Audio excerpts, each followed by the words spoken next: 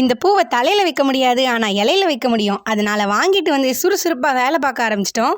என்ன பூன்னு யோசிக்கிங்களா? அப்படியே இதை தட்டிகிட்டே யோசிங்க. அது காலிஃப்ளவர் தான். இதை தமிழில் எப்படி சொல்லுவாங்கன்னு நீங்கள் யோசிச்சிருக்கீங்களா? இதை பூக்கோசு இல்லைன்னா பூங்கோசு அப்படின்னு சொல்லுவாங்க. எங்கள் வீட்டில் தலையில் வைக்க முடியாத பூ என்ன பூன்னு சொல்லி கேட்குறேன், செருப்புன்னு சொல்லுதாங்க. இதை கேட்டு வெறுப்பு தான் வருது. சமையலை பற்றி யோசிக்க சொன்னால் வெளியே கிடக்கிறத பற்றி யோசிக்காங்க. மத்தியானத்துக்கு பிரியாணி தயிர் பச்சடின்னு உடனேயே காலையிலே என் மனசெல்லாம் சந்தோஷமாக இருந்தது. அதுலேயும் இந்த பக்கம் காலிஃப்ளவர் அந்த பக்கம் உருளைக்கிழங்குனோட மனசோட மகிழ்ச்சிக்கு அளவே இல்லை. இதுக்கு ஏன் காலிஃப்ளவர்னு பேர் வந்ததுன்னு நீங்கள் நினைக்கிறீங்க? ஏன்னா சமைச்சு வைக்க காலியாக போயிடும். அதனால தான் அதுக்கு காலிஃப்ளவர்னு பேர் வச்சுருக்காங்க நான் நினைக்கிறேன். 2வது போட்டு எடுக்கிறதுக்குள்ளேயே 4-5 முதல்ல போட்டது உள்ளே போயிடுச்சு.